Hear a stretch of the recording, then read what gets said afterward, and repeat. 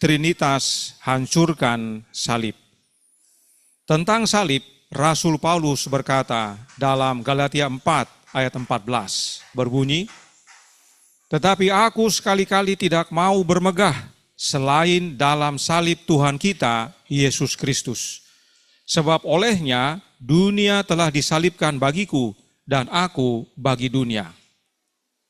Paulus dalam hal ini tidak sekedar berbicara tentang kematian Kristus, tetapi ini adalah puncak dari pelayanan kehidupan Kristus, dan itu terjadi di salib. Paulus melihat apa yang Yesus telah capai melalui peristiwa salib. Pertanyaannya adalah, mengapa Paulus hanya mau bermegah hanya dalam salib Yesus? Mari kita lihat beberapa jawaban dari Alkitab. 2 Timotius 1 ayat 8 sampai 11 berkata, "Jadi, janganlah malu bersaksi tentang Tuhan kita, dan janganlah malu karena aku, seorang hukuman karena Dia, melainkan ikutlah menderita bagi Injilnya oleh kekuatan Allah. Dialah yang menyelamatkan kita dan memanggil kita dengan panggilan kudus, bukan berdasarkan perbuatan kita, melainkan berdasarkan maksud dan kasih karunia-Nya sendiri yang telah dikaruniakan kepada kita dalam Kristus Yesus sebelum permulaan zaman. Dan yang sekarang dinyatakan oleh kedatangan Juru Selamat kita, Yesus Kristus, yang oleh Injil telah mematahkan kuasa maut dan mendatangkan hidup yang tidak dapat binasa. Untuk Injil inilah aku telah ditetapkan sebagai pemberita, sebagai rasul dan sebagai guru." Paulus menulis melalui tulisannya ini menyatakan manfaat dari salib Kristus. Yang pertama, dalam ayat 9 dia berkata, menyelamatkan kita. Dalam bentuk bahasa Inggris dikatakan saved us. Dalam bentuk kalimat masa lampau, saved ya, pakai ed. Nah, kalau saved us atau telah diselamatkan, artinya sebelum salib, keselamatan itu masih janji, belum digenapi. Tetapi karena salib, keselamatan itu menjadi kenyataan. Paulus juga sebutkan bahwa karunia itu telah dinyatakan melalui kedatangan Yesus Kristus. Dan melalui kedatangannya, Yesus mematahkan kuasa maut, dan tidak hanya itu, juga mendatangkan hidup yang kekal. Inilah yang Paulus kabarkan, karena ini bukan sekedar hayalan, tetapi realitas. Yang kedua, ada manfaat khusus atau istimewa yang tersedia bagi kita sesudah salib, yang sebelum salib tidak ada. Sejak zaman Adam sampai kepada salib ada 4.000 tahun, dan sesudah salib sampai ke zaman kita sekarang ini ada 2.000 tahun. Dikatakan bahwa ada berkat khusus yang tersedia hanya sesudah salib. Daniel 9 ayat 24 berkata, 70 kali 7 masa telah ditetapkan atas bangsamu dan atas kotamu yang kudus, untuk melenyapkan kefasikan, untuk mengakhiri dosa, untuk menghapuskan kesalahan, untuk mendatangkan keadilan yang kekal, untuk menggenapkan penglihatan dan nabi, dan untuk mengurapi yang maha kudus. Ada 6 hal yang dijanjikan dalam nubuatan ini. Ini adalah kerinduan umat Allah pada zaman itu. Daniel sendiri tidak mengalami kegenapan semua janji-janji ini. Dia meninggal sebelum semua ini terjadi. Kenapa? Karena semuanya ini, yaitu ke-6 janji itu, hanya terjadi dan digenapi dalam diri Yesus Kristus. Dari pemahaman ini, apakah kita memiliki sesuatu yang Daniel tidak memiliki? Sudah pasti. Sebab semua yang Daniel sampaikan ini tergenapi dalam Yesus, yang mana pada zaman Daniel, Yesus belum turun menjadi manusia. Roma 8 ayat 3 berkata, "Sebab apa yang tidak mungkin dilakukan hukum Taurat karena tak berdaya oleh daging, telah dilakukan oleh Allah. Dengan jalan mengutus anaknya sendiri dalam daging, yang serupa dengan daging, yang dikuasai dosa karena dosa, ia telah menjatuhkan hukuman atas dosa di dalam daging." Untuk pertama kalinya dalam sejarah manusia, dosa dihukum dalam daging. Dan ini terjadi di dalam manusia Yesus Kristus. Nah, apakah sebelum Kristus ada dosa yang dihukum dalam daging? Tentu tidak ada. Jadi, waktu Yesus datang dan mati di salib, itulah pertama kali dosa dihukum dan dihukum di dalam daging. Selama 4.000 tahun, tidak satupun manusia yang hidup di zaman itu yang bisa menghukum dosa dalam daging.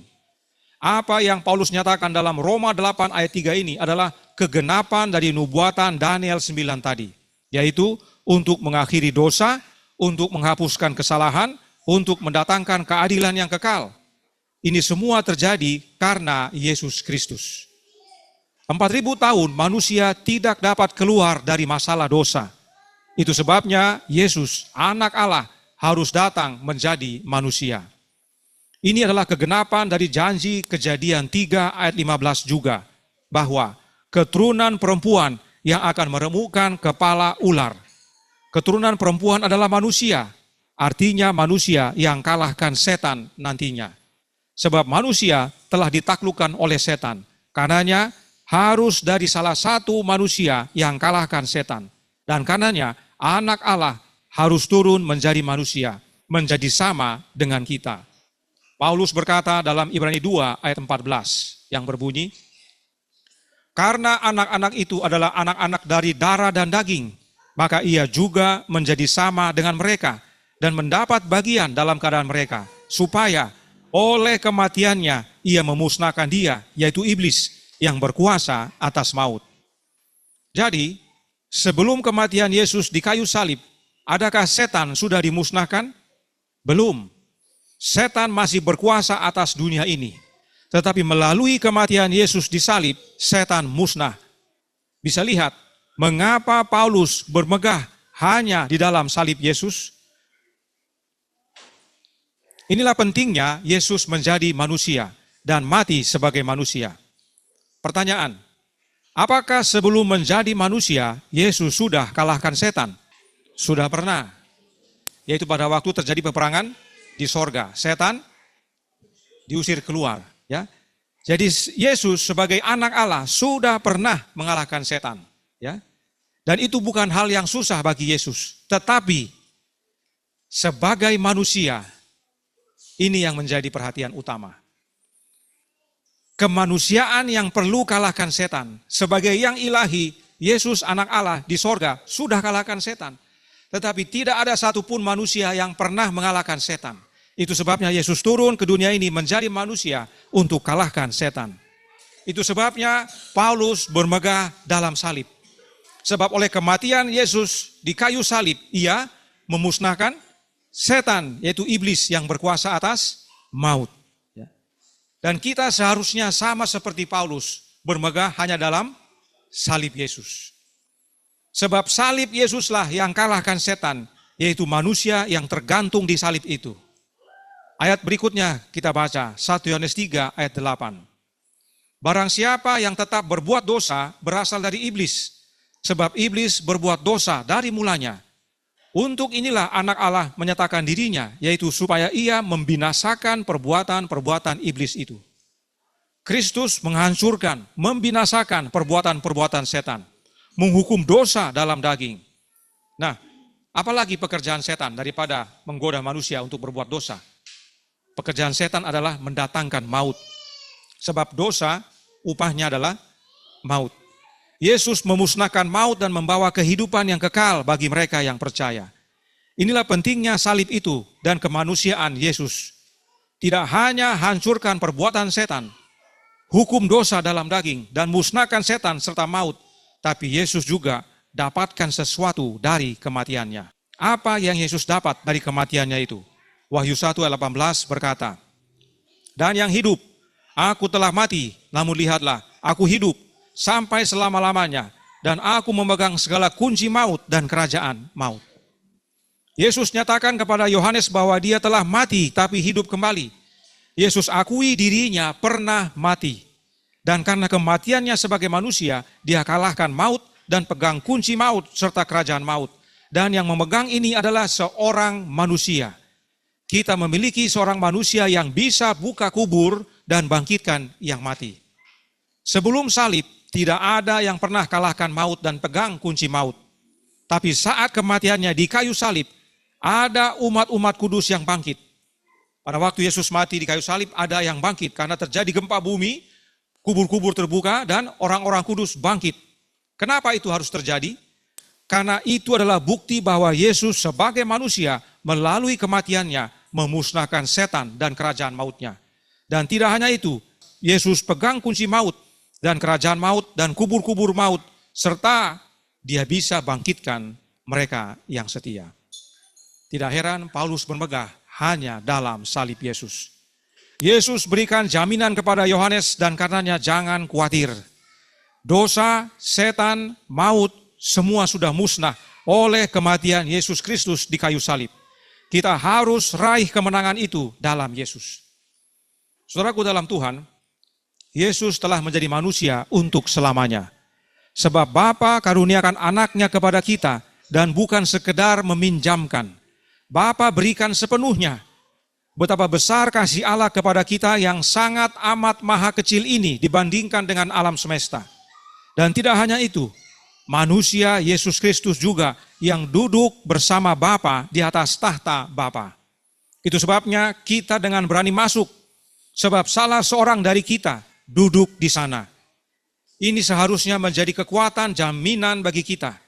Inilah maknanya Yesus menjadi manusia.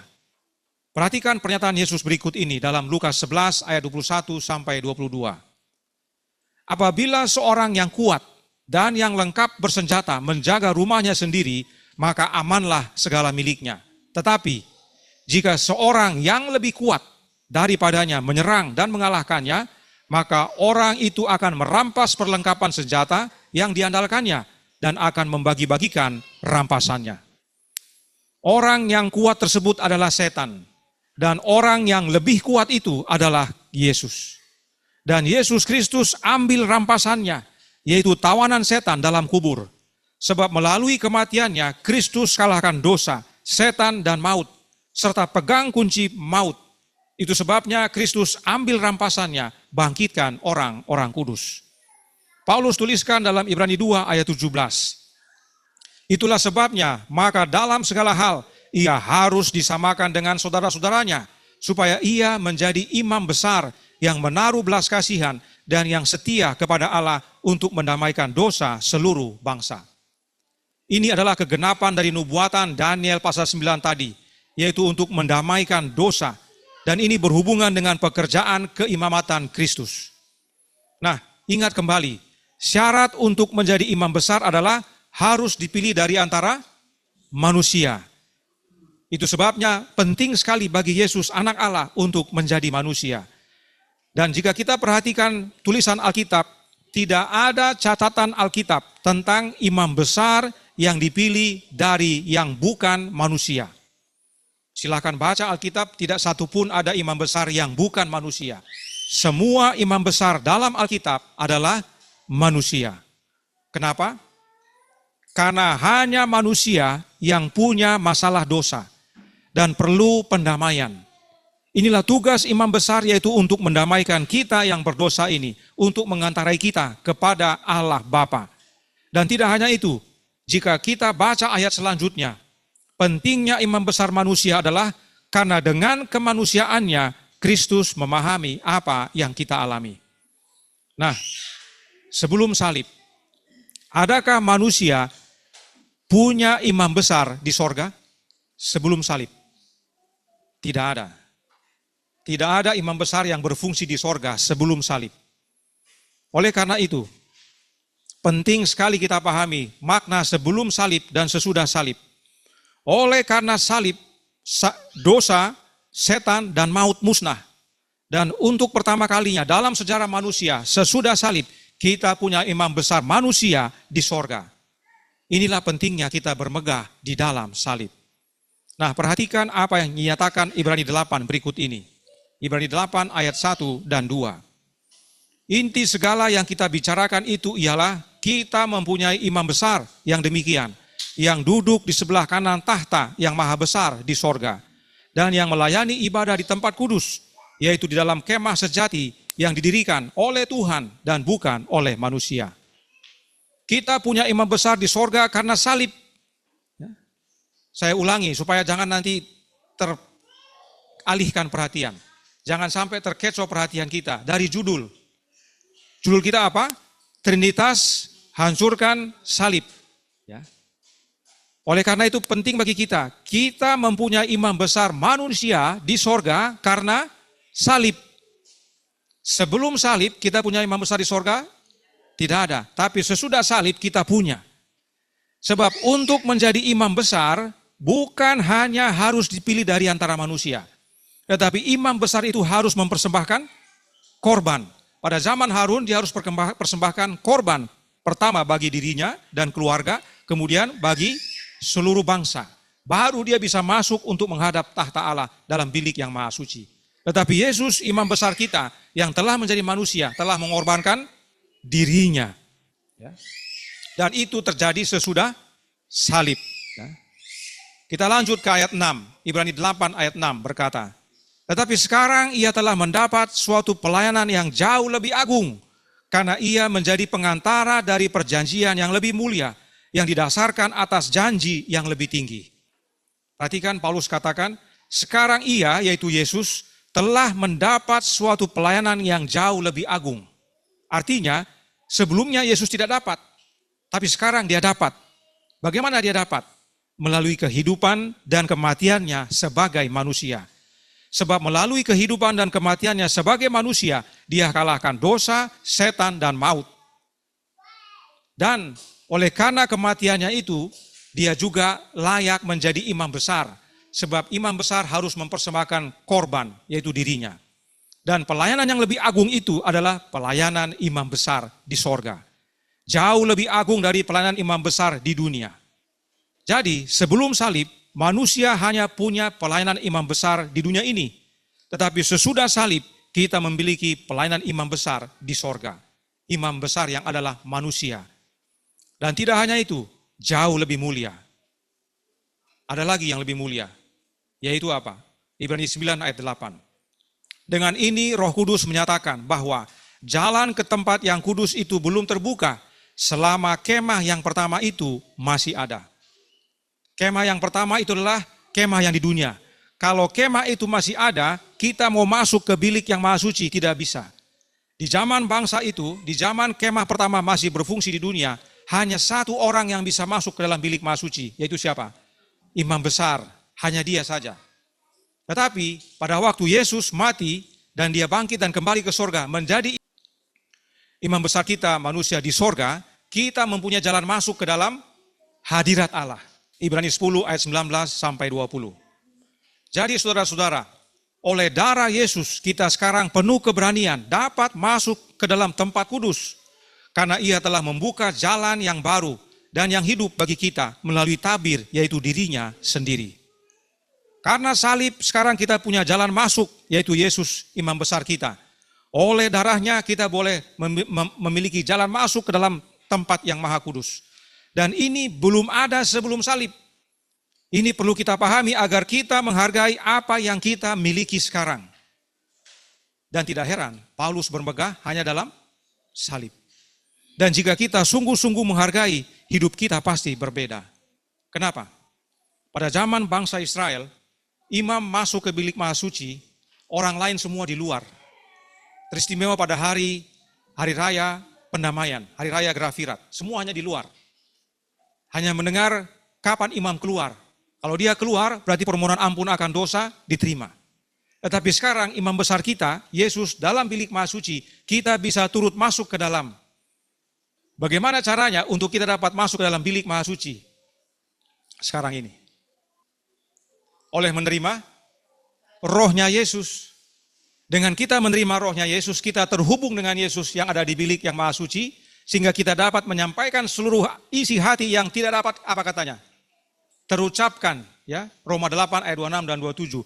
Tidak dapat kita ucapkan, Yesus tahu dan dia ucapkan dan dia sampaikan kepada Bapa. Dahulu tidak bisa, sekarang bisa. Itulah keuntungan yang kita terima sesudah salib. Itu sebabnya Paulus katakan, saya hanya bisa bermegah dalam salib. Perhatikan Paulus katakan, sekarang penuh keberanian dapat masuk ke tempat kudus atau ke tempat hadirat Allah. Artinya sebelumnya kita tidak berani. Sebab barang siapa yang masuk ke dalam bilik yang maha suci, mati di zaman itu. Tidak ada yang berani. Ya. Ada yang masih ingat apa yang terjadi pada waktu Tuhan memberikan 10 hukum di Gunung Sinai? Apa reaksi umat saat itu? Kalau kita baca Keluaran 20 ayat 18 sampai 19, seluruh bangsa itu menyaksikan guru mengguntur, kilat sabung menyabung, sangkakala berbunyi dan gunung berasap. Maka bangsa itu takut dan gemetar dan mereka berdiri jauh-jauh. Mereka berkata kepada Musa, engkaulah berbicara dengan kami, maka kami akan mendengarkan. Tapi janganlah Allah berbicara dengan kami, nanti kami mati. Inilah sikap orang saat itu, yaitu orang-orang sebelum salib. Tapi sekarang sesudah salib, jalan masuk terbuka. Sebab tabir itu, yaitu diri Yesus, telah robek. Tabir di bait suci robek saat Yesus mati. Oleh sebab kemanusiaan Yesus, kita beroleh jalan masuk kepada Bapa. Karena seorang manusia yang saat ini bekerja menjadi imam besar kita di tempat yang maha kudus. Tubuh Yesus robek saat alami kematian dan membuka jalan baru bagi kita. Sebagaimana tirai Ka'bah robek saat Yesus mati di kayu salib. Yang adalah lambang daripada tubuhnya yang robek untuk diri kita. Agar kita boleh masuk ke dalam bilik yang maha suci, menghadap hadirat Allah dan menyampaikan seluruh kerinduan hati kita, pergumulan hidup kita yang tak terucapkan melalui Yesus kepada Bapa. Inilah pentingnya kita memahami pengalaman keuntungan sesudah salib. Renungkan kebenaran ini. Renungkan bagaimana Paulus hanya bermegah dalam salib. Ada keuntungan yang sebelum salib tidak diterima oleh umat-umat di zaman itu. Mereka hanya melihat janji. Tapi oleh karena janji itu mereka percaya. Sekarang sesudah salib kita sudah terima kegenapannya. Adakah kita percaya? Adakah kita bermegah dalam salib? Yang oleh karena kematian Yesus, dosa, maut, kerajaan maut, musnah. Yesus pegang kunci dan bahkan dia sekarang berdiri di depan Bapa sebagai pengantara kita. Baik, saudara-saudara, sebelum kita memakan roti yang melambangkan tubuh Kristus, mari kita ikuti bacaan roti yang terdapat di dalam buku 1 Korintus 11 ayat 23 dan ayatnya ke-24 yang berkata, sebab apa yang telah kuserahkan kepadamu telah aku terima dari Tuhan, yaitu bahwa Tuhan Yesus pada malam waktu ia diserahkan mengambil roti dan sesudah itu ia mengucap syukur atasnya. Ia memecah-mecahkannya dan berkata, inilah tubuhku yang diserahkan bagi kamu. Perbuatlah ini menjadi peringatan akan aku. Kita sama-sama berdoa. Kita bertelut bersama-sama. Kita berdoa. Tuhan Allah Bapa kami yang ada di dalam kerajaan surga, Allah pencipta langit, bumi, laut dan segala isinya. Allah yang maha kuasa, maha besar, sumber dari segala sesuatu. Allah yang kami sembah di dalam nama anak-Mu Yesus Kristus, yang adalah roti hidup di dalam kehidupan kami. Oh Tuhan, kiranya ini menjadi peringatan bagi kami, bahwa begitu besar kasih Allah akan dunia ini, sehingga Ia telah memberikan seisi surga, melalui kematian anaknya satu-satunya yang tunggal, Yesus Kristus di kayu salib. Oh Tuhan, kiranya di dalam kehidupan kami hanya boleh bermegah karena salib, oh Tuhan. Banyak kekurangan dalam kehidupan kami pribadi, banyak kekurangan dalam kehidupan kami berkelompok di tempat ini. Tapi kiranya dengan firman Tuhan yang sudah kami dengarkan, kami hanya boleh bermegah karena salib. Kami hanya boleh bermegah karena kasih Tuhan telah memberikan anaknya untuk mati di kayu salib.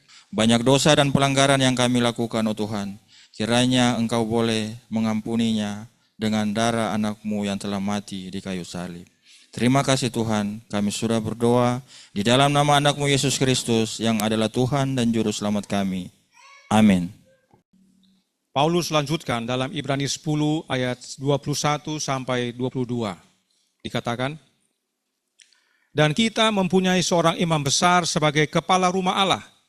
Karena itu marilah kita menghadap Allah dengan hati yang tulus ikhlas dan keyakinan iman yang teguh. Oleh karena hati kita telah dibersihkan dari hati nurani yang jahat dan tubuh kita telah dibasuh dengan air yang murni. Ada pesan penting yang Paulus nyatakan di sini. Kita harus datang dengan hati yang tulus, serta iman teguh. Bagaimana dengan hati kita? Bagaimana dengan iman kita? Adakah kita masih ragu? Jika kita masih ragu, artinya kita belum percaya sepenuhnya bahwa sebagai manusia, Yesus telah kalahkan dosa, maut, dan setan.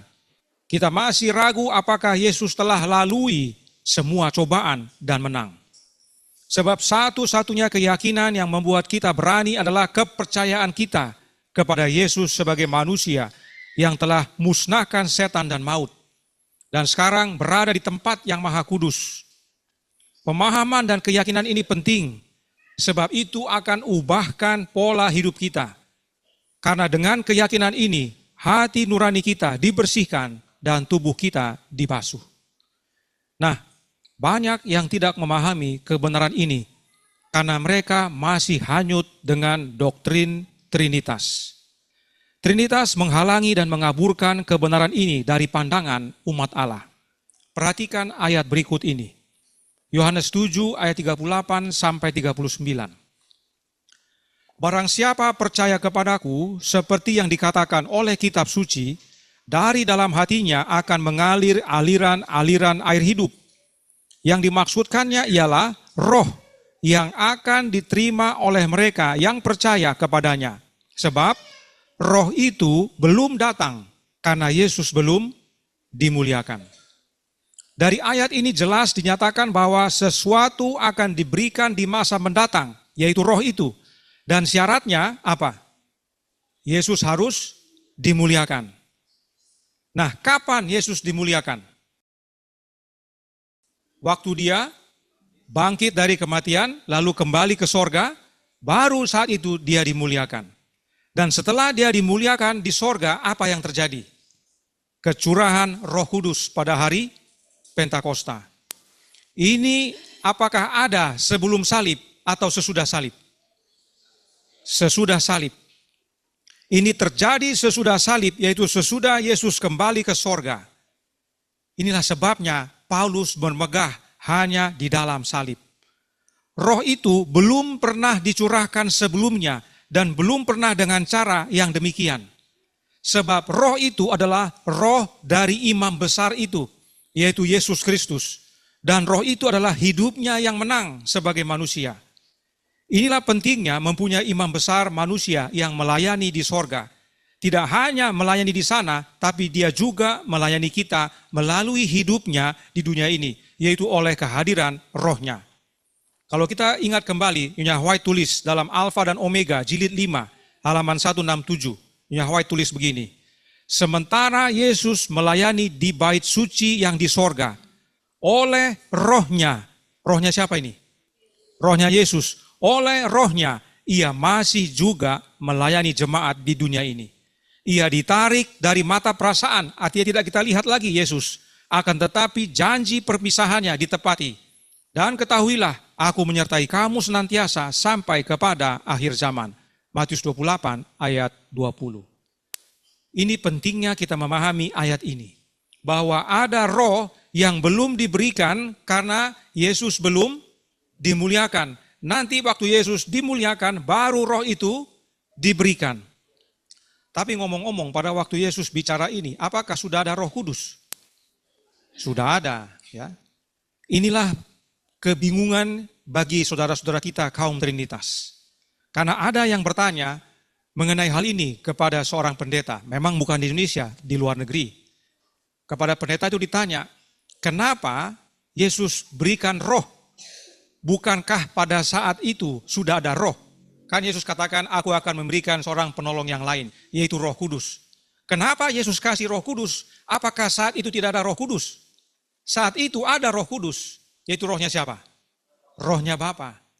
Tetapi rohnya Yesus imam besar manusia saat itu belum ada. Kenapa belum ada? Karena Yesus harus dimuliakan dulu, baru itu ada. Ini pentingnya kita memahami. Inilah pentingnya kita kabarkan supaya saudara-saudara kita yang belum mengerti dapat melihat hubungan firman Tuhan dan juga roh nubuat. Nah, Ka'bah Allah tidak hanya di sorga, tapi juga di dunia ini, yaitu diri kita masing-masing. Bagaimana Allah melayani dalam Ka'bah tubuh kita? Melalui roh anaknya. Inilah hubungannya imam besar di sorga dan kita di dunia ini. Inilah yang doktrin Trinitas rusak. Kenapa dirusak oleh doktrin Trinitas? Ini problemanya. Perhatikan tadi. Oleh karena salib, setan, dosa, maut, musnah. Ya kan? Alkitab katakan. Oleh karena salib, Yesus layak menjadi imam besar kita, pengantara di hadapan Bapa. Itu semua karena salib. Tapi doktrin Trinitas mengajarkan bahwa siapa pengantara kita? Allah Roh. Saya tanya, apakah Allah Roh pernah menjadi manusia? Tidak pernah. Apakah Allah Roh pernah alami kematian? Tidak pernah. Kalau begitu, apakah Allah Roh sudah kalahkan maut? Tidak juga. Apakah sudah kalahkan setan? Tidak juga. Apakah sudah kalahkan dosa? Tidak juga. Apakah pegang kunci maut? Tidak juga. Lalu, diminta kita menjadikan dia sebagai pengantara kita di hadapan Bapa. Oknum yang tidak pernah mati di kayu salib, tidak pernah kalahkan dosa, tidak pernah kalahkan setan, tidak pernah kalahkan maut, tidak pegang kunci maut, tidak punya darah yang dicurahkan, tidak punya tubuh yang robek untuk kita, lalu dia jadi pengantara kita, itu sama dengan menghancurkan salib. Artinya tidak perlu salib untuk jadi pengantara. Alkitab dengan jelas menyatakan bahwa sesudah salib itu kita ada keuntungan. Apa keuntungannya? Oleh karena Yesus mati di kayu salib, dia kalahkan setan, kalahkan maut, kalahkan dosa. Semua musnah. Dan dia pegang kunci maut. Sehingga dia bisa buka kubur dan bangkitkan orang. Dan karena dia telah mati dan bangkit, dia menjadi korban untuk menjadi syarat jadi imam besar. Dia telah menjadi manusia, dia dipilih dari antara manusia menjadi imam besar bagi kita. Dan telah korbankan dirinya yang telah robek seperti tabir di bait suci untuk layak menjadi pengantara kita. Itulah pentingnya salib itu. Tapi ajaran Trinitas menyatakan tidak perlu salib untuk menjadi imam besar, untuk menjadi pengantara kita. Tidak perlu mati, tidak perlu kalahkan setan, tidak perlu kalahkan dosa dan maut, tidak perlu pegang kunci maut, bisa jadi pengantara. Itu sama dengan meniadakan salib. Tidak perlu salib. Tapi orang tidak pikirkan itu, tidak renungkan itu. Itu sebabnya sahabat pagi ini sebagaimana kita mengikuti perjamuan suci yang Yesus perintahkan untuk mengenang kematiannya sampai Yesus datang. Kita ingat ini. Agar kita bermegah dalam salib, bukan dalam doktrin yang mana bisa menyesatkan umat manusia. Karenanya, apa pencapaian oknum Allah Roh itu? Ada? Tidak ada. Tidak ada jasa dia sedikit pun. Siapa yang punya jasa bagi kita? Hanya Yesus. Ya. Inilah sebabnya Yohanes tulis dalam buku Wahyu. Kita merasa kaya padahal miskin. Kita buta dan telanjang. Ini musibah namanya. Sebab yang kita miliki itu tidak ada artinya. Yang kita miliki itu sebelum salib. Tapi sesudah salib kita harus tahu kepada siapa kita membeli supaya kita melihat, pakai baju, ya, dan sembuh. Kepada siapa kita beli? Ada disebutkan dalam buku Wahyu, belilah daripada oknum yang lain. Ada disebut? Tidak ada. Yesus bilang apa? Maka aku menasihatkan engkau supaya engkau membeli padaku. Wahyu 3 ayat 18. Semuanya kita beli dari Yesus. Beli emas, beli pakaian putih, beli minyak. Semua dari Yesus. Emas itu apa? Iman dan kasih Yesus. Pakaian putih itu apa? Jubah kebenaran Kristus. Minyak itu apa? Roh Kudus. Roh Kudus kita beli dari siapa? Dari Yesus. Makanya tadi dikatakan apa? Roh itu belum datang karena Yesus belum dimuliakan. Karena kita terima roh itu dari siapa? Dari Yesus. Rohnya Yesus yang kita terima. Sebab segalanya supaya kita jemaat Laodikia ini sembuh, pulih dan tidak telanjang dari Yesus semuanya. Kalau ada ajaran yang menentang ini, itu sebabnya dia menghancurkan salib. Ya. Karena itu saudaraku dalam Tuhan, Yesuslah satu-satunya imam besar kita. Kalau ada yang lain mengaku sebagai imam besar, dia tidak memenuhi syarat. Inilah pentingnya kita pahami kebenaran tentang Allah dan hubungannya dengan Ka'bah. Sebab pemahaman ini mendatangkan keselamatan. Inilah makna praktikal dari kebenaran tentang Allah. Kembali, Roh dicurahkan saat Yesus dimuliakan. Itu sebabnya dia berkata dalam Yohanes 16 ayat 7. Ayat yang sering kita baca. Namun benar yang kukatakan ini kepadamu adalah lebih berguna bagi kamu jika aku pergi.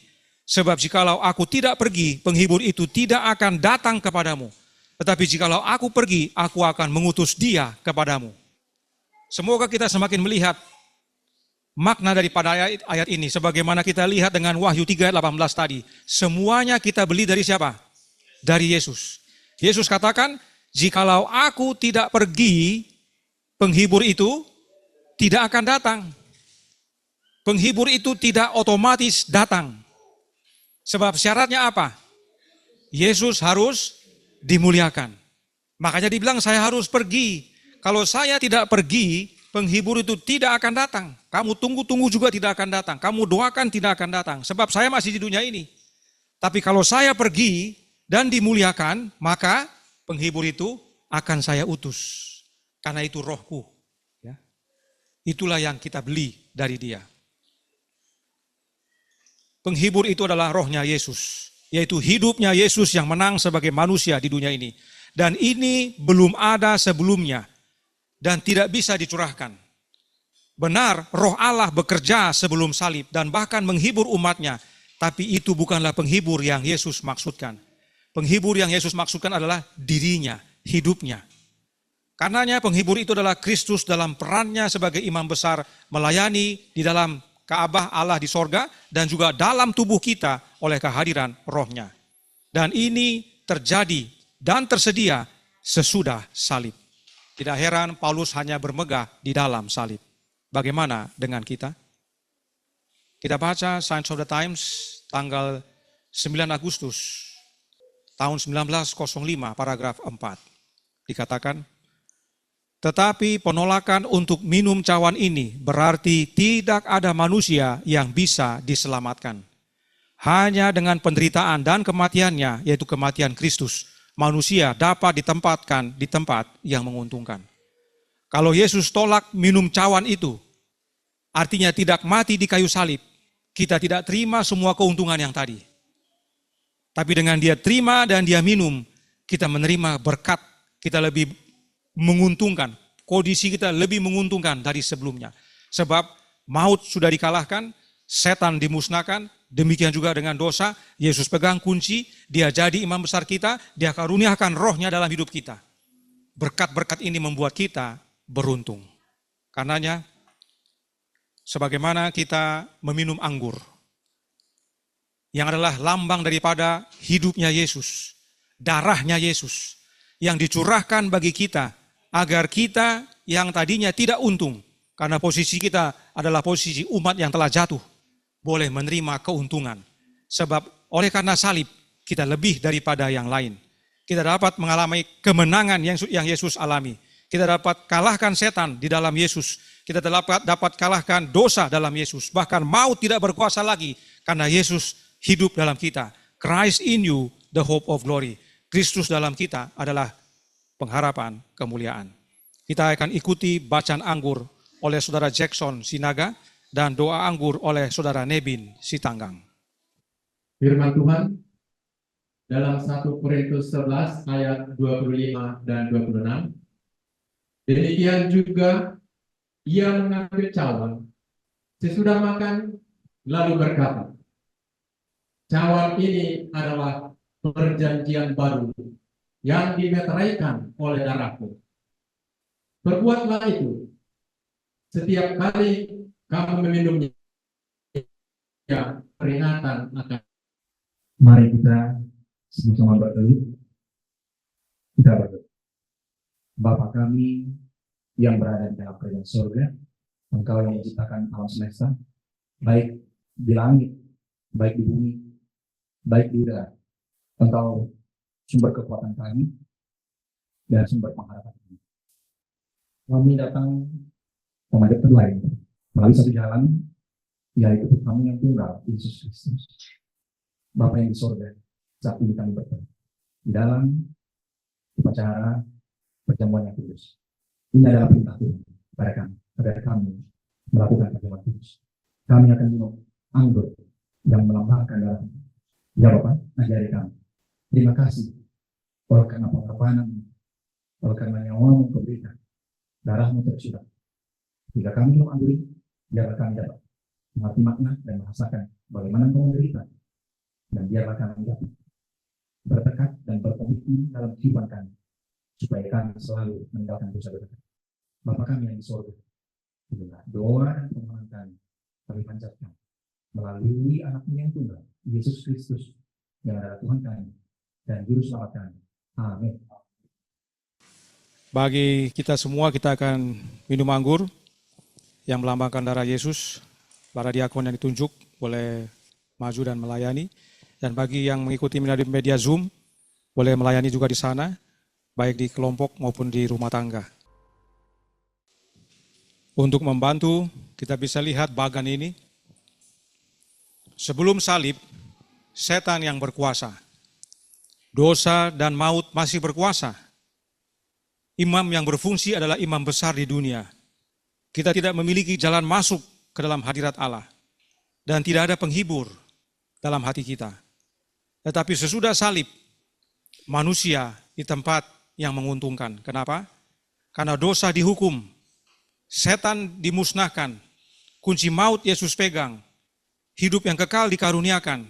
Kristus manusia sebagai imam besar kita di sorga. Kita punya jalan masuk ke hadirat Allah.